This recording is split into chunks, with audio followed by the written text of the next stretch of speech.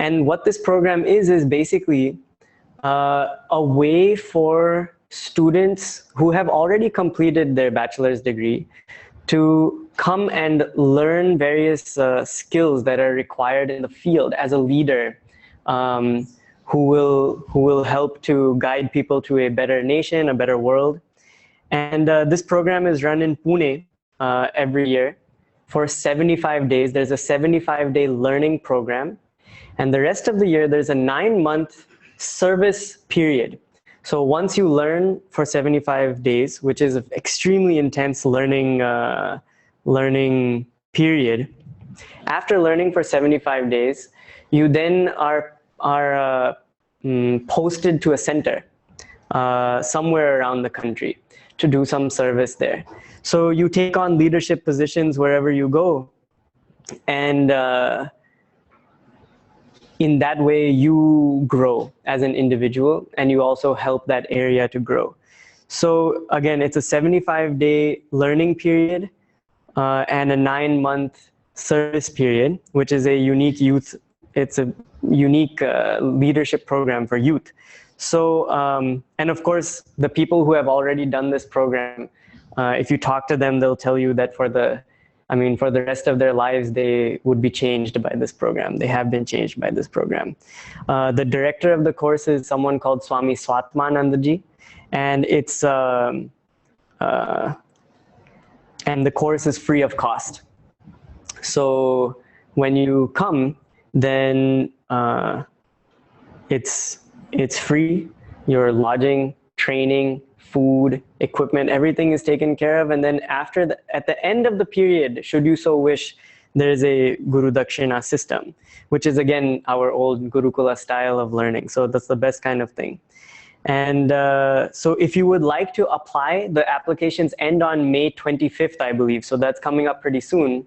The summer period is the training period. And for the rest of the year after that, it'll be your service period.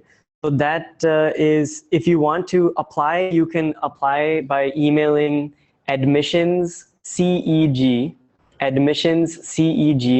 at cvv.ac.in, cvv.ac.in, which is the website of the university. Or you can just go directly to the university website, which is www.cvv.ac.in. And you can apply directly from there. And then if you want more information also, you can go to www.chinmayayuvakendra.org, which is Chinmaya, CHINMAYA, Yuva, YUVA, Kendra, KENDRA.org. So you can always go there to check that out. So it's really an inspiring program, really, really amazing program. And of course, when you finish the program, the training part, then you become known as what's called as a Yuva Veer. So somebody who's, once you go to your center, then you are a leader in that place. So it's really nice. And the people who I've met who have done this program are all very, very highly skilled people and great leaders in their community. So I just wanted to announce that that's coming up also. And the deadline for applications is very soon. So if you would like to apply and you would like to be part of this program, then you can go to the website and check it out. Okay, so let us start now.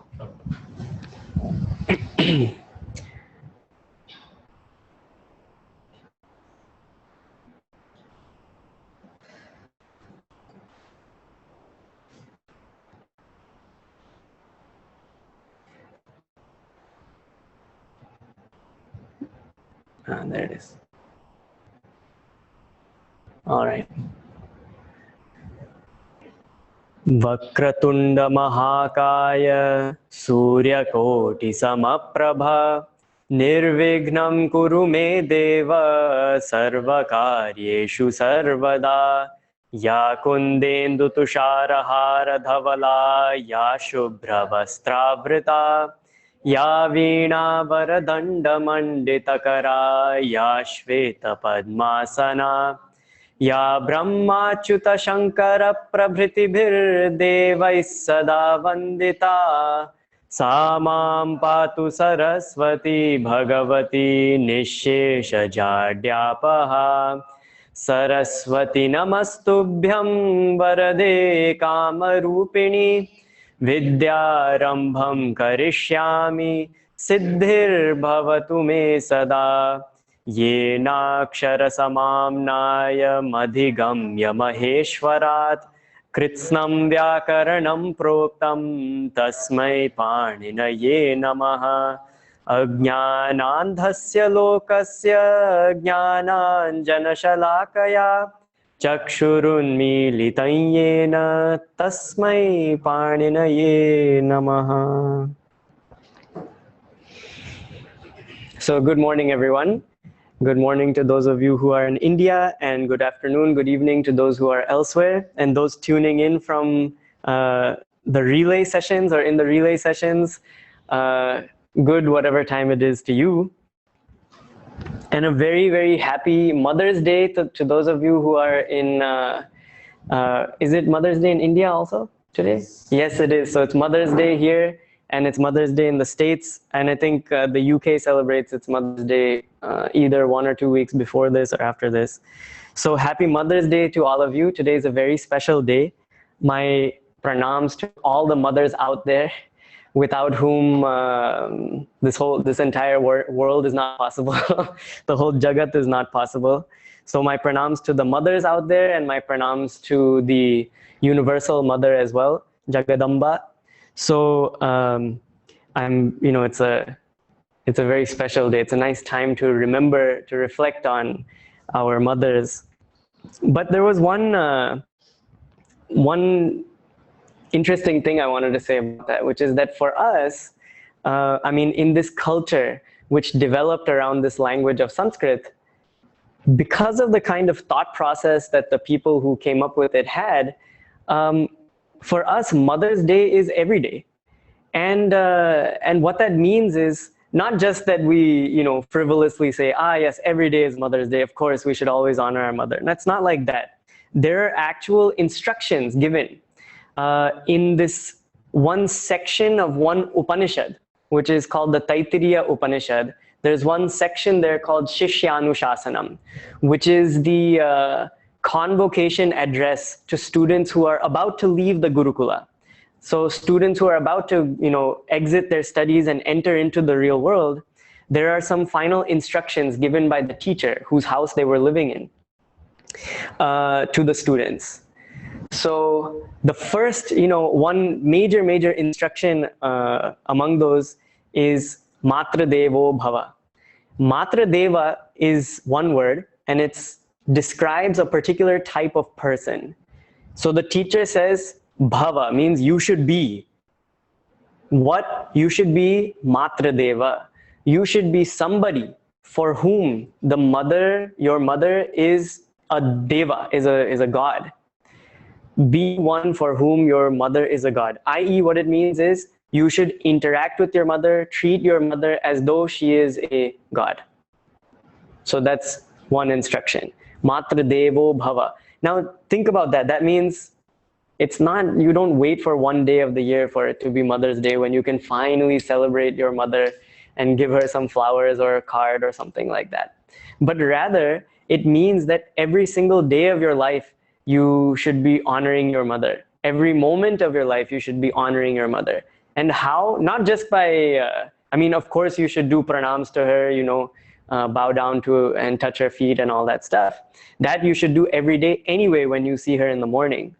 But aside from that, you should also be one whose every single action reflects your honor for your mother.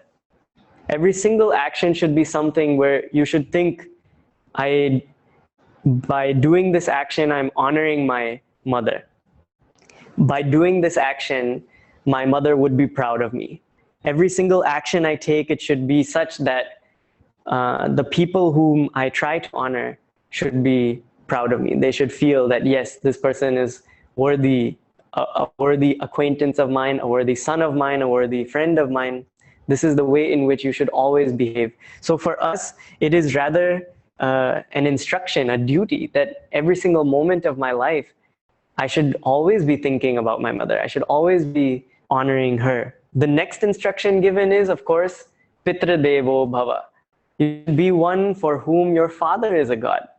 Notice how mother is mentioned first. That's also very important. She's the first guru. She's the one who gave birth to you. But Pitra Devo Bhava, the one from whom you receive also guidance, the one from whom you receive some of your first guidances.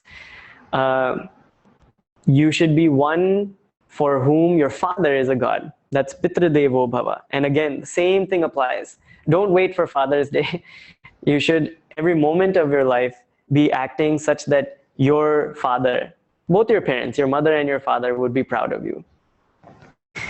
Then the next instruction given is Acharya Devo Bhava. You should be one for whom your Acharya, your teachers, your gurus are gods. And finally, Atithi Devo Bhava. You should be one for whom Atithi is a god. Now, Atithi, this word is normally translated as guest.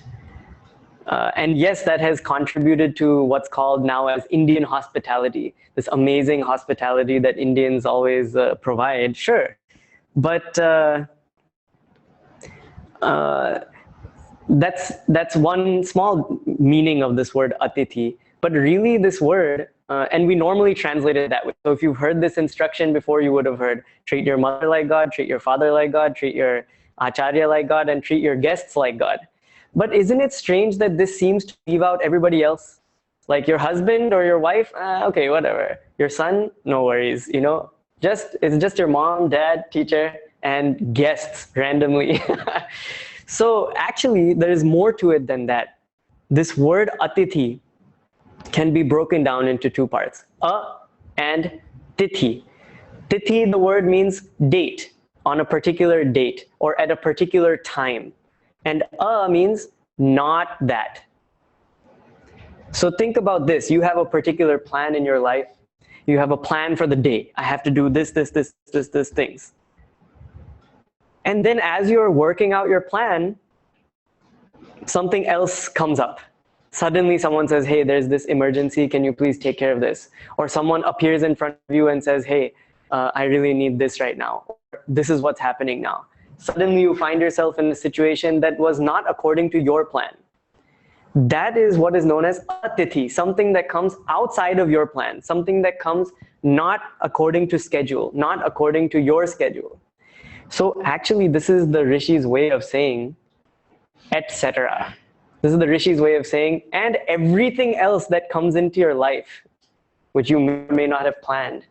Treat all of that as though it is God only. Treat all of that as though it is a deva. So anyway, this is one interesting thing I wanted to mention.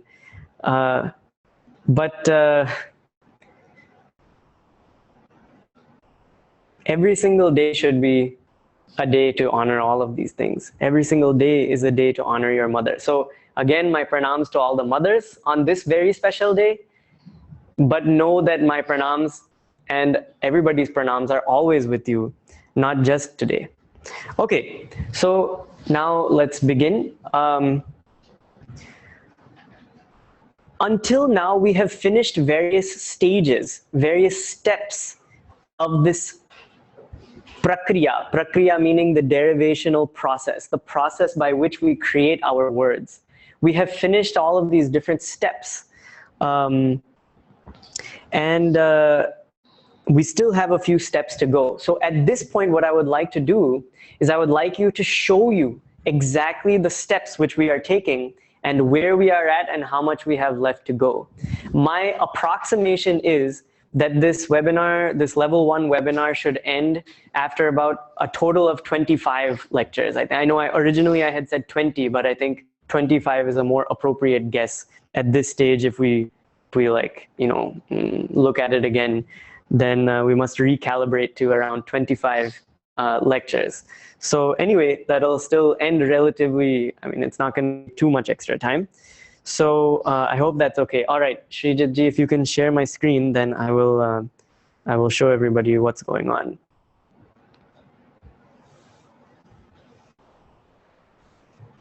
Okay, excellent. So here's what's going on. it may look a little small, but I hope that on your screen, whatever computer screen it is, you can see it clear enough. And it's all full screen and everything. These are the steps to finishing the Sarvadhatuka Prakriya. Sarvadhatuka Prakriya, because we are working only with Sarvadhatuka Pratyayas right now. And Sarvadhatuka Pratyayas, remember, we defined them as Ting Shit Sarvadhatukam. So those pratyayas which are Ting Pratyayas or Shit Pratyaya. Shit Pratyaya means one pratyaya in which the Shakara, Sha, letter Sha, is given that it marker, if you remember. So that we are working with right now. And so here are all of the steps that we are taking in order to finish. The first step is Dhatu Sangya, naming the Dhatu. This should be second nature to you now. It Sangya also should be second nature to you now, giving the it marker to various letters or sounds in the dhatu or in the pratyaya. Then Satvadi Chatvari Karyani, that means those 4 operations beginning with Sattva. So those were Sattvam, that means Dhatva Desha Saha, I hope you remember that sutra. Then Natvam, which was Rno Naha, the next sutra. Then we had Idito Num Dhatoho, Num Agama. And finally we had Upadhayancha, which is a Dirgha that happens, the elongation that happens when you have a Ra, that Ra sound, or Va in the Upadha, which is the penultimate letter. So those 4 operations. Then step number 4, we've already done a lot of this. Step number 4 was Lakara Vidhanam, applying that lakara in front of the dhatu, which we've also already done. Then once you do it sangya on the lakara, then what remains is only that la. Remember, it might be lut or something like that. And then you do it sangya, ta goes away, a goes away, and you're left with only that la. Now that la gets replaced by the ting pratyayas. You remember those 18 ting pratyayas we saw? When you say pathati, pathataha, pathanti, that ti, taha, anti that are there at the end, those are called ting pratyayas. So that's step number 5, pratyaya vidhanam. Then finally, we come to this little Christmassy looking section, red and green.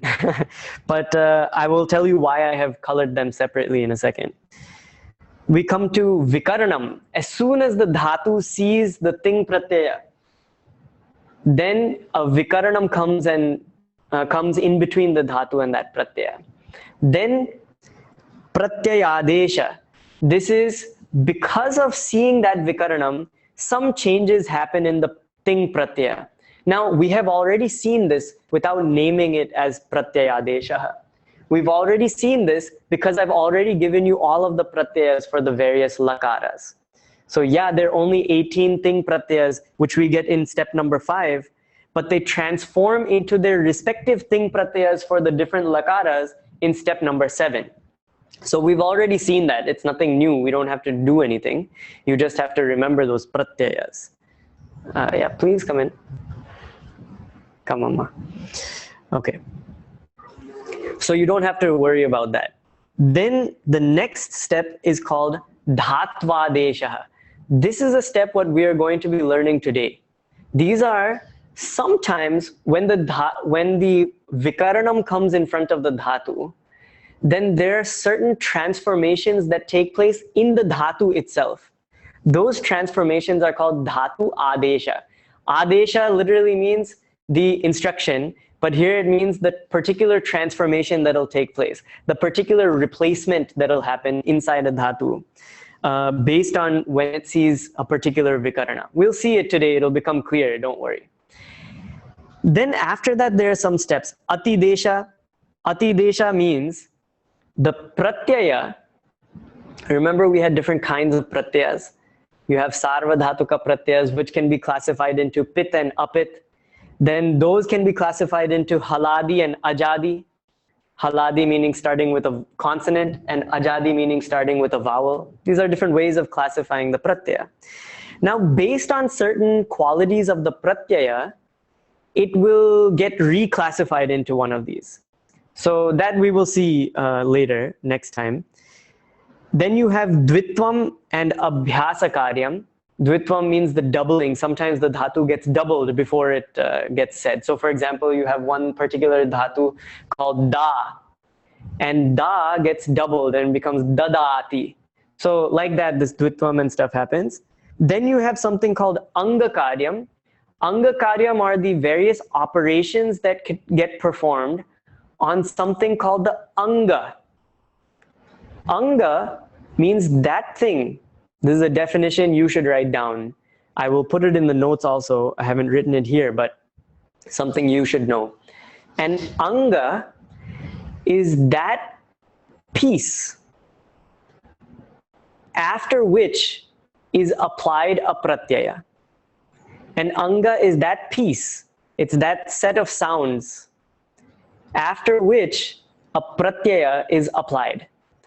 So for example, I have a dhatu like pat, okay? And then I apply the lakara lat, and lat is replaced by ti, suppose. Now you have pat plus ti. And then immediately a vikaranam comes in. Okay, the vikaranam steps in the way, and that is shap. And shap is just after the it sanya. So it's pat plus ti. So now you've got three components here. Pat is a dhatu, is a pratyaya, and ti is also a pratyaya. So we first have to combine pat plus a. In this combination, pat is the anga and a is the pratyaya. When you combine them, it becomes patha, right? Patha. Now patha has to be combined with ti. So in this situation, patha is the anga and then ti is the pratyaya. So there are various operations that happen to the anga based on the pratyaya, which we will see later on. That will take us 3 or 4 classes, I imagine. And finally, there are morphological changes that happen in individual letters when they combine with each other. When 2 letters combine and they change, that is called sandhi. Sandhi, which we will also see later. That will also take us, I think, 3 or 4 classes.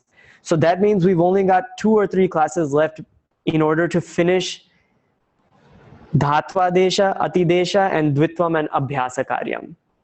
So we'll do that. I don't think it's going to be too difficult. We should take 1 class for each of these things. And Ati-desha is only 1 sutra. That'll take 5 minutes of 1 class. So no problem, not too difficult. Okay? I colored these middle ones red because these 5 together, 6, 7, 8, 9, 10, these 5 together are known as Upanga Karyam. Upanga. I'll write that word here just so you can see it very clearly. At the bottom, I'll write it, okay?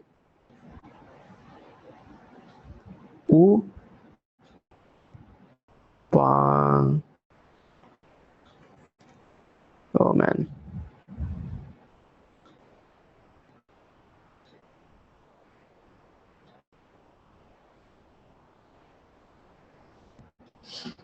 Okay, this is too slow.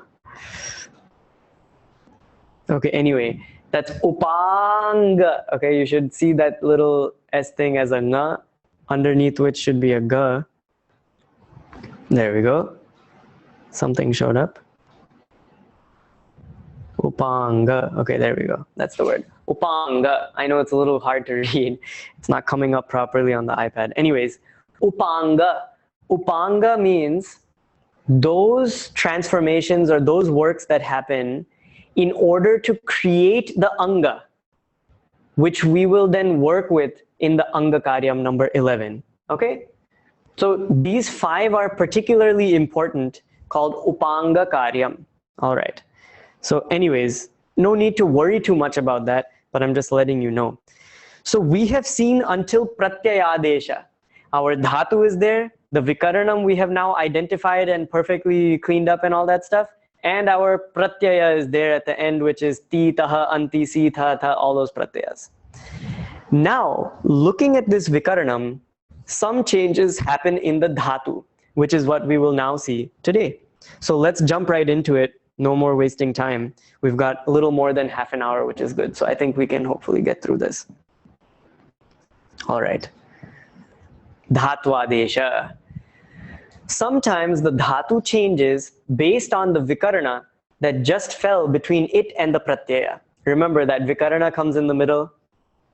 And sometimes this dhatu transforms just by seeing the vikarana. It says, oh my gosh, you are here? Whoa, I'm going to have to go change my clothes and come back. Okay, so that's what's going to happen here. So let's take a look at our first sutra. I will say the sutra, you repeat after me. Okay, it's there on your screen, so hopefully it'll be easy enough to repeat. Dansha sanja swanjam shapi. Okay, let's try again. This time, those who are here, please also repeat. Okay, I'll say it again in our nice sutra style. Okay, Dansha sanja swanjam shapi. Dansha sanja swanjam shapi. Dansha sanja swanjam shapi. And actually, even it's said even more differently when we do it traditionally. It's like Dansha sanja swanjam shapi, something, there's some different way. Don't worry about that. This sutra says there are three dhatus here: Dansh, Sanj, and Swanj. And this am that comes at the end, you should understand that to mean that it's saying that these things which come before it are going to somehow be transformed. Okay, Dansh, Sanj, and Swanj will somehow be transformed. You'll see this am come up a few times. So this is how you can interpret that. Okay. All right. Are you okay? Can't see. Okay, you want to come? Okay, all right. Maybe you can come here and she can come here. She can see. All right. So Dansh, Sanj, and Swanj. Shapi. Shapi means when followed by shap. Okay, that e that comes there at the end of a pratyaya many times, that e means when followed by this thing. So shapi means when followed by shap. Okay.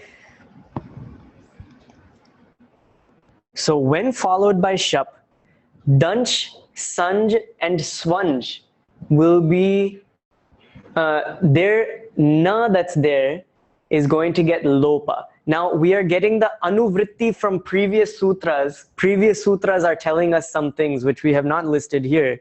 But what are they telling us? They're saying lopa and na. I mean, that na gets lopa. That thing we are taking from before. But don't worry about that. You have to just know this particular sutra. For these three dhatus, when followed by shap, that na that's sitting there in the middle of the dhatus gets lopa. It gets removed. So let's take a look at the first example. Dansh.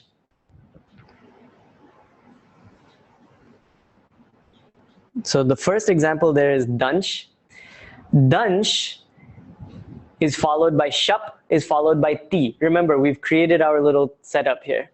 So if we break Dansh apart into its anupurvi, remember anupurvi means putting one letter after another, then you get, and Dansh, this word means to bite. Okay, so the, na, and sha. You see that little dot on top of Dansh? That dot there means na.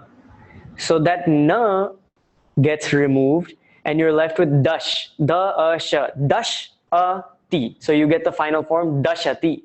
That means he or she bites. Or like, especially to do with fangs. Like when a snake bites you, then you say sarpaha dashati. It sinks its fangs into something. It bites. Okay, dashati. Or like when mosquitoes are there, you say mashakaha dashati. The mosquito is biting me. Okay, so that is dashati. Then you have sanj. Sanj. This one also has that na there in the middle. Na, sanj. So when we split it apart, you get sa, na, ja, and again, followed by shap, you get it, the na gets removed and you get saj, and you get sajati. Sajati. Which means to get ready, to prepare. All right. And then, whoa, I don't know where this upanga word came from suddenly. Okay. Then you get swanj. Swanj. Again, that na is there. And finally you get swajate. Now this one is an atmane pada dhatu. Atmanepadi. Okay, that means only that te, ite, ante thing is going to apply here, not ti, taha, anti. So you get swanj, a, te, remove the na, you get swaj, a, te, swajate. Okay, so that's sutra number 1. Here's the, swajate. I don't remember exactly what it means. If you look it up in your dhatu patha, then you will see what it means. So in fact, we can look it up right now. It's important. Why should we not know what the dhatu means? So if you want to look up a dhatu, here's the trick.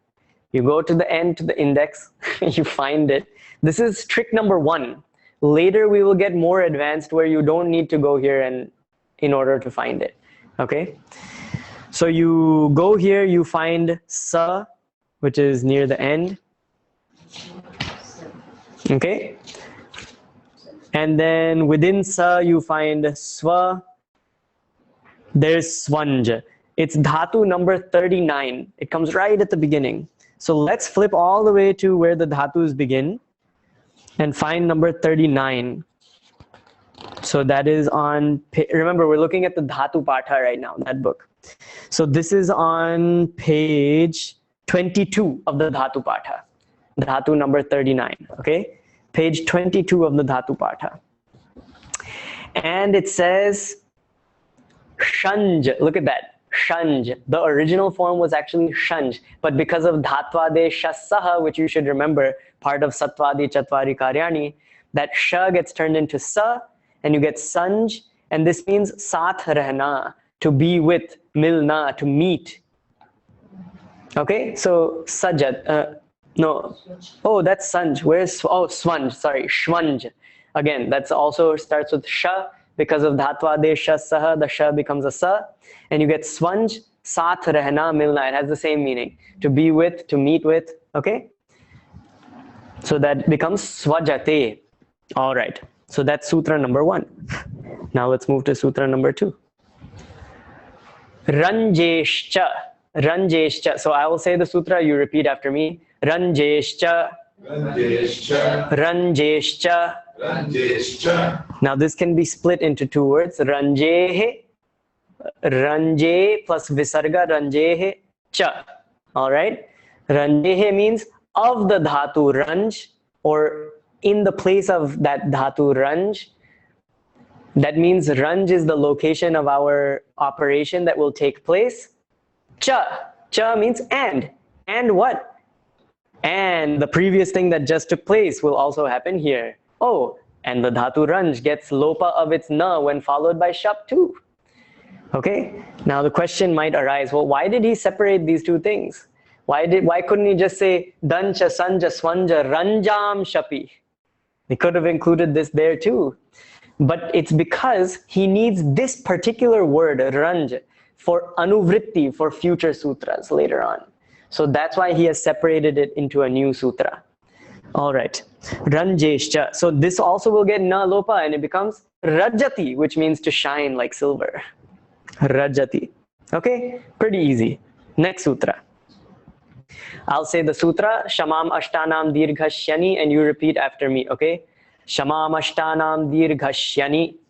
Shamam Ashtanam Dirghashyani. Shamam Ashtanam Dirghashyani. Shamam Ashtanam Dirghashyani. Shyani. Shyani, the word means when followed by shyan. Remember we saw shapi? This is shyani, okay? When followed by shyan. Shyan is another vikaranam we saw. What happens? Shamam ashtanam. Remember we see am in both of these words, so they will go together. Ashtanam means of these 8. Which 8? Shamam. The 8 shams. That means the 8 which begin with sham. Okay? These 8 dhatus which begin with sham, that means sham is the first out of these 8 dhatus, become dirgha. Dirgha is that word in the middle. Shamam, ashtanam, kim bhavati. What happens to these 8 sham dhatus? Dirgha. It gets elongated. Shyani, when followed by shyan. This is how you break apart Panini Sutras. Okay, very easy actually. It's not difficult at all. So what happens? They get dirgha. So let's see. Sham plus shyan plus ti. We're already in this position. Sham becomes elongated and you get sham. Now the question here is, how do you know which letter gets dirgha? How do you know which one gets elongated? Is it sha? Is it a? Is it ma? Any guesses? How do you know? You know because the only one letter on which that dirgha application applies, I mean that dirgha operation applies, is a.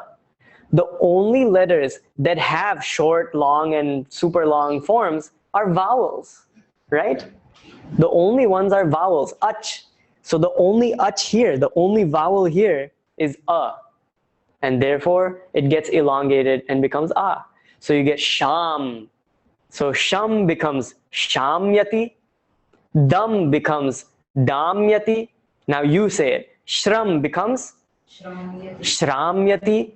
Ksham becomes kshamyati. Tam becomes tamyati. Good. Klam becomes klamyati. Bhram becomes bhramyati. And mad becomes madhyati. Excellent. Now, I won't be telling you the meaning of every single dhatu now. We're going to get into more and more dhatus. I encourage you to look them up so that you can possibly use them when you write.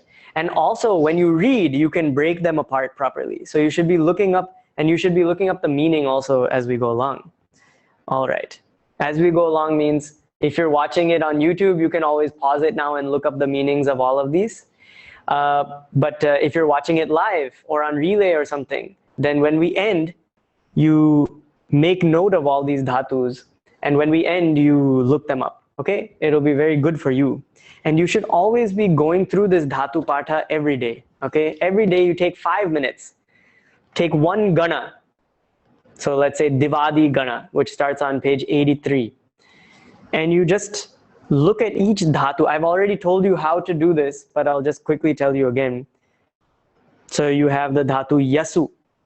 So it says yasu prayatne. Yasu prayatne means yas dhatu, and it has the meaning of prayatna. Yasu prayatne, yas, yasya, yasyati, yasati.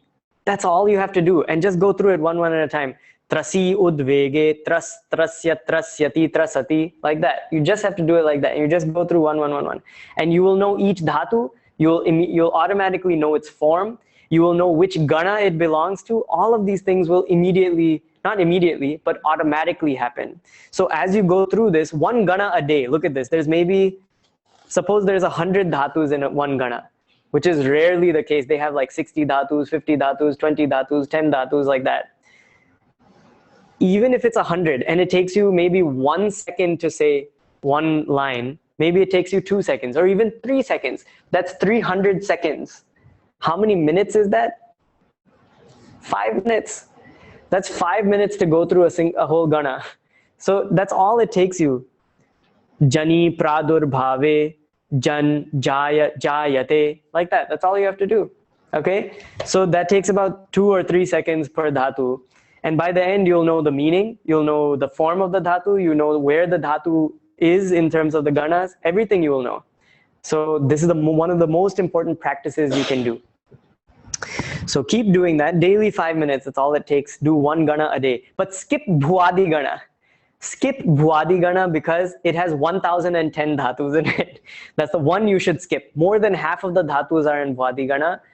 So skip it. My teacher always said it like this. You skip that gana because when you encounter a dhatu and you see that that dhatu is not one that I have ever seen, you know it's in bhuadi gana. Okay, so that's all you have to do. It's just by deduction you can make it out to be bhuadi gana.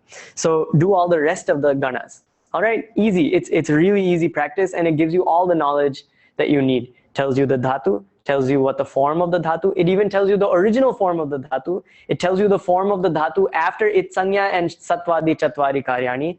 It tells you the vikarana that's needed for that dhatu, the gana that the dhatu is in, and the final form of that dhatu. Look at all of that stuff that happens just by doing the patha or this reading of this dhatu patha. So that's why it is done. Okay. All right. So that takes care of shamam ashtanam dirghashyani. Moving on. Number 4. Shtivu klamu chamam shiti. I will say it. You guys repeat after me. Shtivu klamu chamam shiti. Shtivu klamu chamam shiti. Shtivu klamu chamam shiti. Shtivu klamu chamam shiti. This one says shiti. That E again at the end is there on shit. Shit means pratyayas where sha is given the it sanya, which is actually most of the vikaranas. So we'll see that going on here as well. This says the dhatus, shtiv, klam, and cham. These 3 dhatus, shtiv means to spit, klam means something which we can learn later, cham means something which we can learn later. Cham is always preceded by a, upasarga a. Okay, the prefix a always precedes the word cham, the dhatu cham. So it becomes acham. And acham, there is one very famous word in Sanskrit, achamanam, which means taking that, that holy water into your hand and sipping it like this. That's called achamanam. Okay, and then rinsing your hand afterwards. So that is that cham dhatu. Okay, so here you have shtivu klamu chamam shiti. What happens to these? We are taking the word dirgha from the previous sutra. Dirgha, elongation happens. So the dhatu shtiv, klam, and cham get dirgha when followed by shit pratyaya. Any shit pratyaya, be it shap or whatever shit pratyaya is there. So here in this case we've got some examples of shap going on. So shtiv is followed by shap, and shtiv gets dirgha. Okay, so here in shtiv, it worked. So I circle shtiv. So shtiv has that short e in the beginning, right? Shtiv. When followed by shap, which is a shit pratyaya. How do we know it's shit? Because the sha in shap gets the it sanya because of the sutra lashakva tadhite, if you remember. So that e in shtiv gets dirgha and it becomes shtiv. Then you put it together and you get shtivati. As simple as that, shtivati, which means spit. He or she spits, or you spit. Respectfully, you spit. Okay, so shtivati. So you will get lots of signs actually in various places in India. If they're in Sanskrit, those signs. So they'll say shtivanam mastu. Mastu means don't. Please don't. Let there not be shtivanam, which is spitting. So please do not spit, is what it says.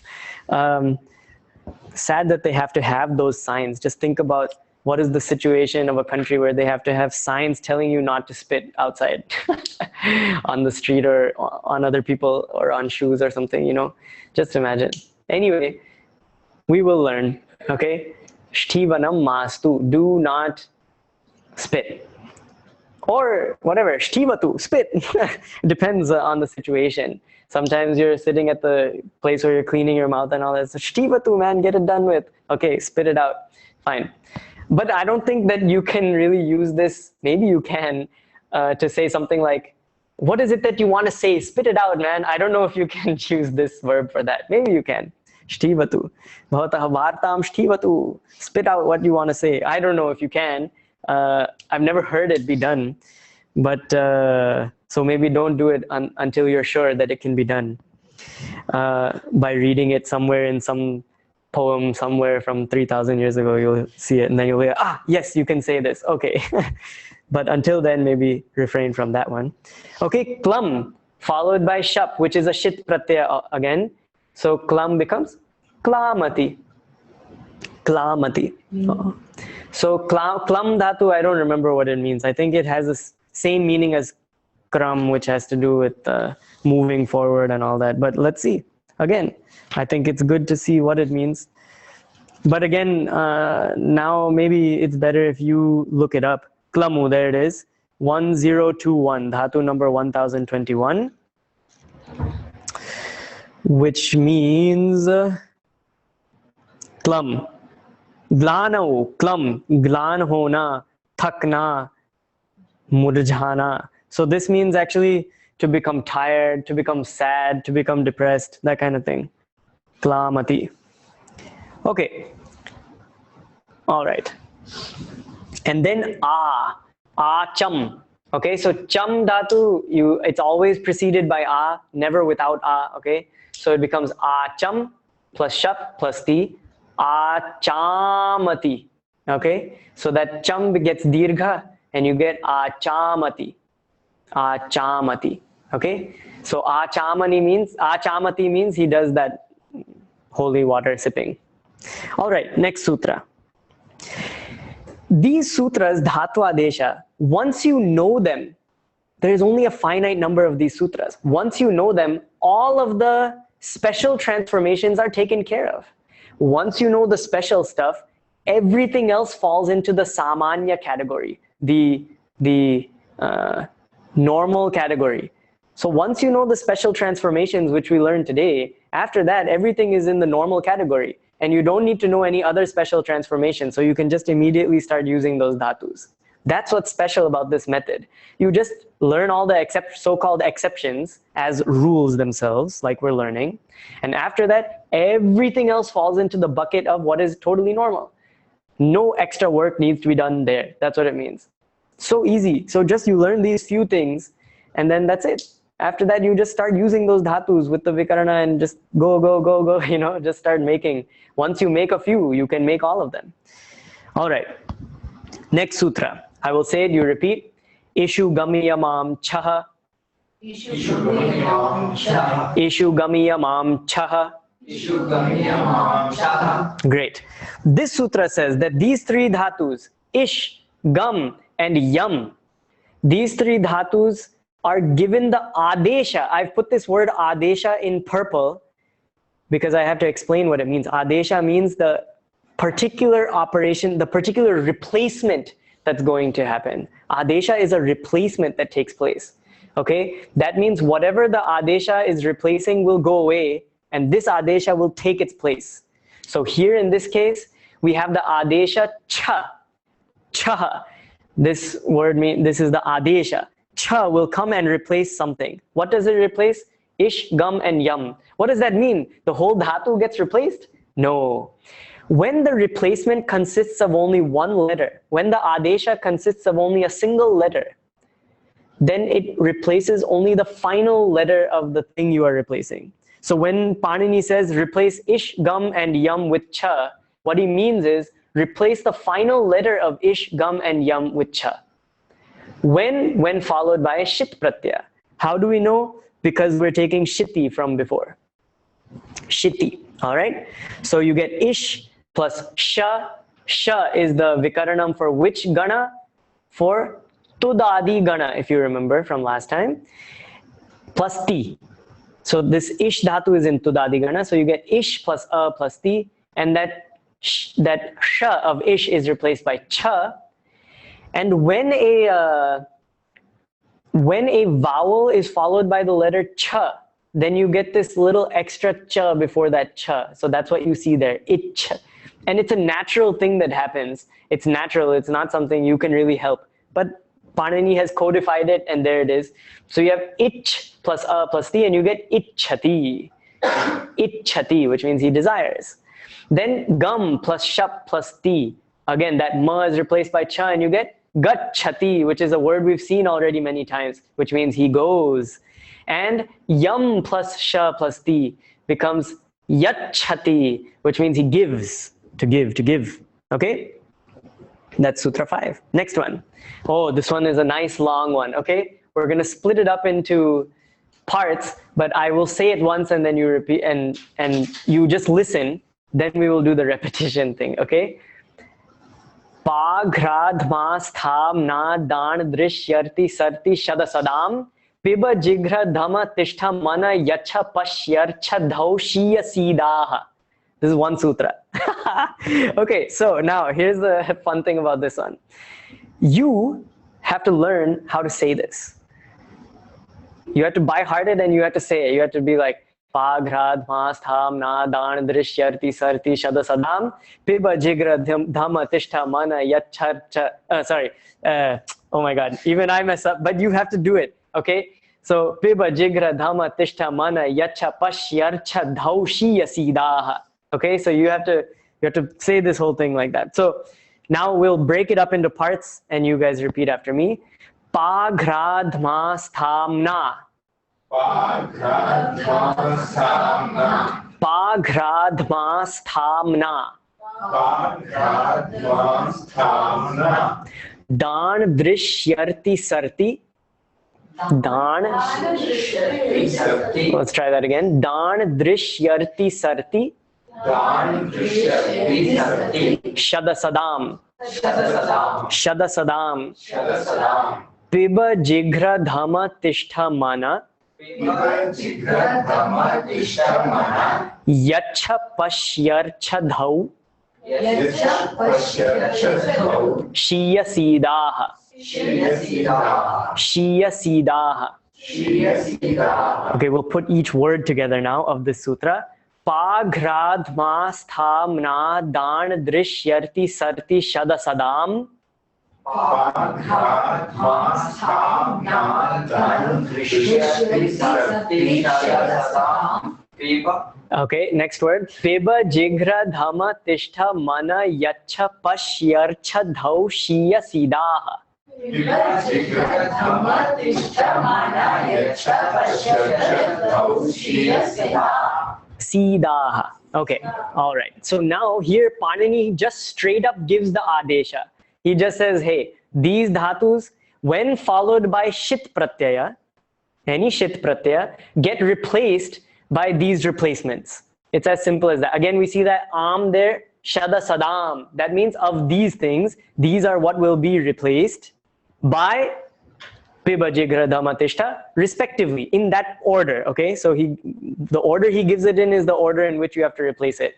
You can't say, oh, pa is there, but how do I know which one of these to replace it with? No, you just use the order.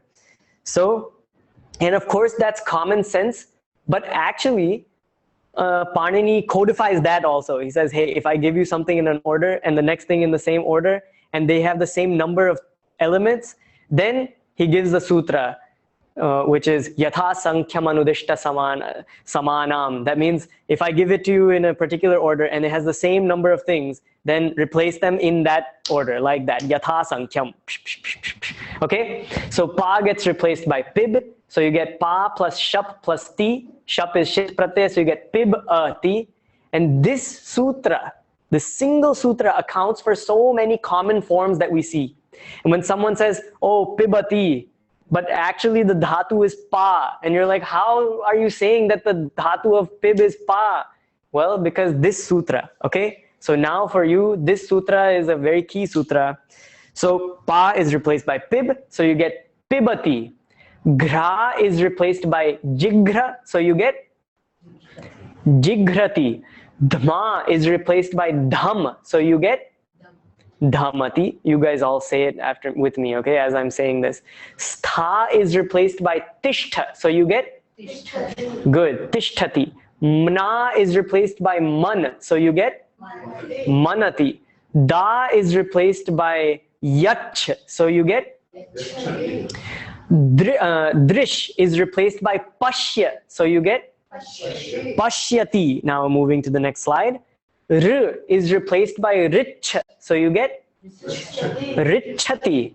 Sr is replaced by dhau. Now this one will become dhavati. There is a special transformation that happens here, which we will see in Angakarya. That's step number 11. Okay, that'll come. Then shad. Now this dhatu is atmane pada, so remember it's going to end in te.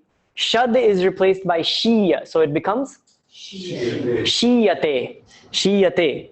And then sad is replaced by seed, so it becomes Sidati. Sidati.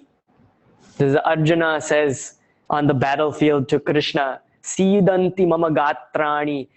All my limbs, everything that I have is all just dropping like this, is weakening. Sidati. Okay, anyways. All right, so this sutra does these transformations. When followed by a shit pratyaya, therefore, when these dhatus are not followed by a shit pratyaya, what will happen? They will not transform into these particular things. That's why You have a word pibati when it's followed by shit. But when it's followed by a different pratyaya, like for example, lyut, which will become ana, it becomes panam. Panam. Panam means drinking, the act of drinking. So when pa is followed by that, lyut, which is not a shit pratyaya, it becomes panam. It won't become pibanam. Okay? So that you have to be clear about that. All right, next one. Gya janor ja. We're almost done. Only a couple sutras to go. We'll finish and then end. Gya janor ja. Okay, let's say it in a proper way again. Gya janor ja. Gya janor ja. This sutra, you can split it into Gya janoho. That oho is a dual form of that same am that we were saying, which was the plural form. So that means Gya and Jan. These two things are going to be the place where the operation takes place. They will be the ones that get replaced by something. And then Ja, Gya janoho, Ja. Ja means that thing that is going to replace them. And because Ja is not a single letter, it's going to actually replace the whole thing. It's not going to replace only the final letter of Gya and Jan. Okay? Ja is not a single letter. It's a whole thing. So that set of sounds is going to replace the entire dhatu Gya and the entire dhatu Jan when they are followed by a shit pratyaya, any shit pratyaya. So here let's see the examples. Gya plus shna. That means Gya dhatu is in the kriyadi gana. Remember, kriyadi bhyashna. Remember that sutra from last time. So shna is the vikaranam there. So Gya is going to get replaced by Ja when followed by Shna. And it becomes Ja plus Na plus Ti. So it becomes Janati. Janati means he or she knows. And that's why this word Jnanam, which means knowledge, when you put it into its verbal form like this, it becomes Janati. And you may have wondered, in case you have ever seen any Sanskrit before, that, hey, how come Gya becomes Janati when I don't see the connection? Well, this is the connection. Panini is the connection. Man, Panini codified everything. Remember, Panini did not create this. He only saw it and codified it. He didn't actually create Sanskrit. He didn't make this change. He codified the change. He made it available for us to understand. He knew Gya is one dhatu, and people are using that dhatu in the form Janati when they speak, so I should codify this. And Jan dhatu, which is a totally different dhatu in a totally different gana, also has this form Ja. Why don't I codify them in the same sutra? Just imagine, oh my God, the genius that it would have taken Panini to see the entire language of Sanskrit, pick out these two dhatus and their particular formations and make them into a single sutra, Gya Janor Ja. So Gya becomes Jana. Just imagine, oh my God. When I think about it, every single day, because I'm working with this stuff every day, I'm like in awe, like, oh my God, how did he do this? How can a person codify a language like this, where they see everything. He sees every little detail. And that too, he knows to put it after the previous sutra, and the previous sutra, which is getting shit anuvritti also. Just imagine what he did. He put all these sutras in this way, and he knows only when followed by a shit pratyaya, these things are going to transform. So I put them there. Just imagine what he did. It's crazy, unthinkable. We cannot do that today. That's why this work, Ashtadhyayi, is often called as the greatest feat of human intelligence in the history of mankind. Okay, then you have Jan dhatu, Jan. That means to give birth, or to be born, rather, to be born. Not give birth, but to be born. So Jan, and this is in Divadi Gana, so it's going to get Shyan Pratyaya, Shyan Vikaranam. So it becomes Jan plus Shyan plus Te, Atmanepadi. So that Jan transforms into Ja because of the sutra Gya Janor Ja, and it becomes Ja Ya Te, Ja Ya Te. Panini went one way. He saw the entire language and he codified it. We go the other way. We use the sutras and create the language. This is our way. Okay, next sutra. Pwadinam. Okay, so I'll say it, you repeat. Pwadinam hrasvaha. Now Pwadinam, again you get that am there, and Pwadi. Pwadi means Pu adi, beginning with pu, all right? And this is a mini group of dhatus. Beginning with pu becomes hrasva. This gets the adesha of being hrasva. This becomes shortened when followed by a shit pratyaya. Any shit pratyaya. Again, we're taking anuvritti from before. So pu plus shna plus ti, these all will be in kriyadi gana, okay? Pu plus shna plus ti becomes pu plus na plus ti, and it becomes punati, to purify, purifies. And the rest of the dhatus I've listed here, I didn't go through all of the forms. That would take so much time. So lu, dhu, jya, ri, li. You can see these later, okay? When you get the YouTube link, you come to this slide and you can write these all down, or you can pause it if you're watching it and write them all down, okay? So lu, dhu, jya, ri, li, vli, pli, str, kr, vr, shr, pr, vr, bhr, mr, dr, jr, nr, kr, r, and gr. Okay, anyways, that was just for your entertainment. Next sutra. She muchadinam. Okay, she muchadinam. She muchadinam. She muchadinam. She muchadinam. This says for muchadinam, for muchadi dhatus. Now we're in a different section of the Ashtadhyayi. Notice this was 7.3.80. Now we're in a different section, 7.1.59. The muchadi dhatus, that means those dhatus beginning with much, that list that begins with much, which are 8 dhatus in total, which are on this page. She means when followed by sha pratyaya. When followed by sha, which is in tudadi gana, remember. When followed by sha, what happens to them? They get num agama. We're getting num agama from idito num dhatoho, which is elsewhere in the Ashtadhyayi, which is here actually, 7.1.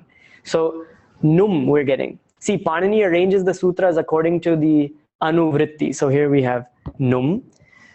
So remember how to use num. It comes, because it's a mit pratyaya, so midachontyat paraha. So it's going to come after the final vowel.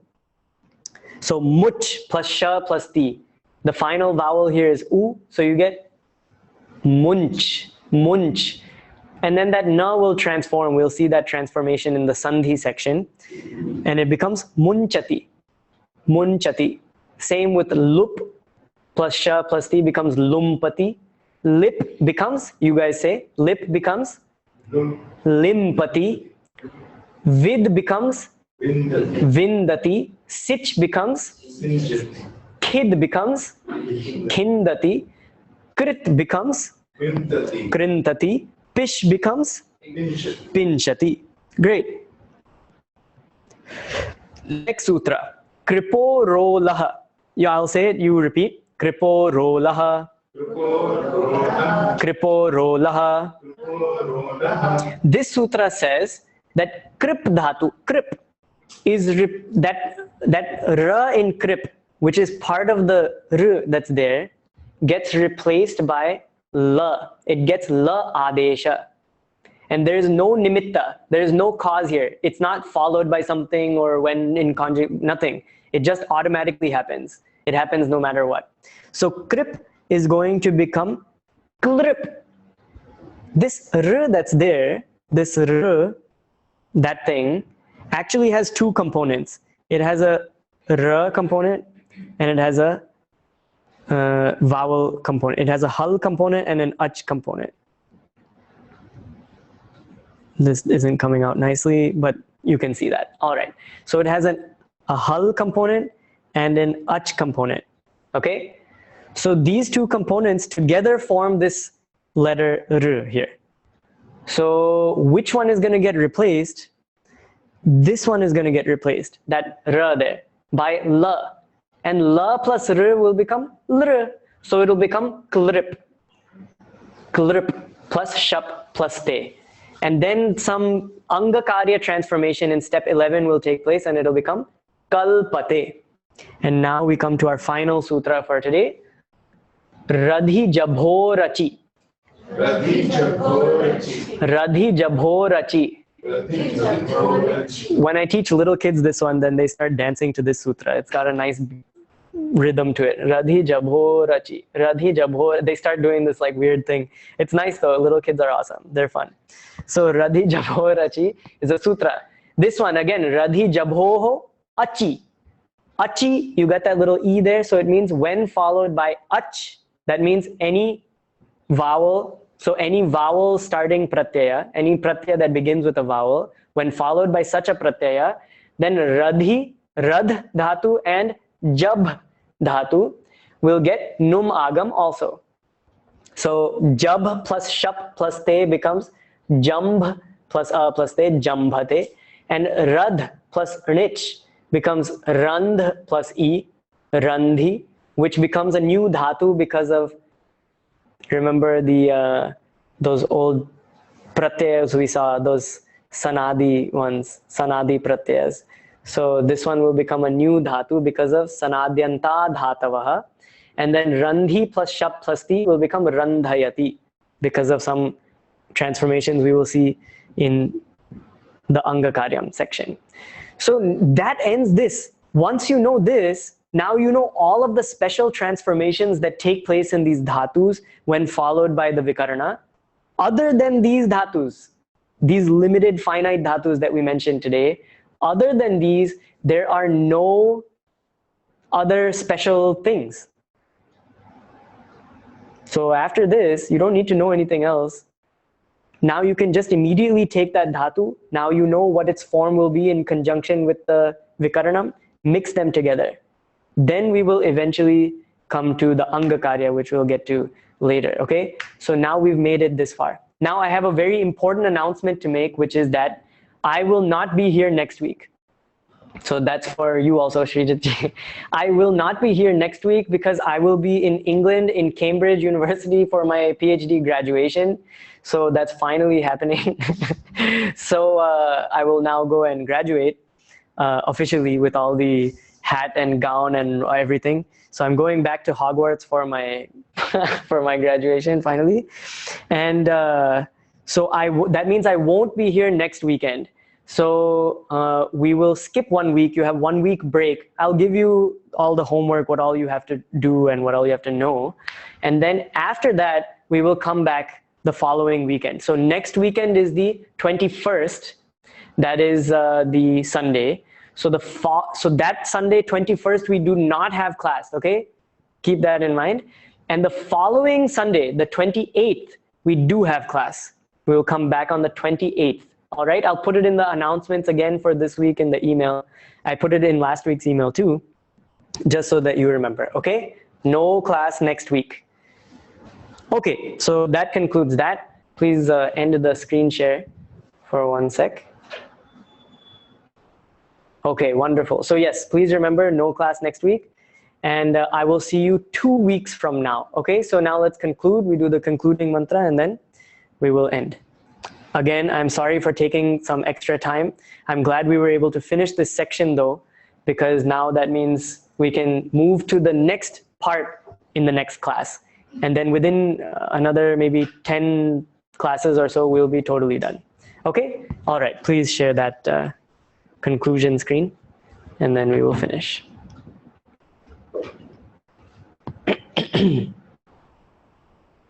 All right, great. This is great. We're making wonderful progress. I'm really happy. This is good stuff. Soon we'll be done. We're already so close to finishing. Okay. Om Purnamadah Purnamidam Purnat Purnamudachyate Purnasya Purnamadaya Purnameva Vashishyate. Om Shanti Shanti Shanti. Harihi Om Shri Gurubhyo Namaha. Harihi Om. Thank you all for tuning in this week. And I will see you all 2 weeks from now, remember. Okay? All right. Hari Om, everyone.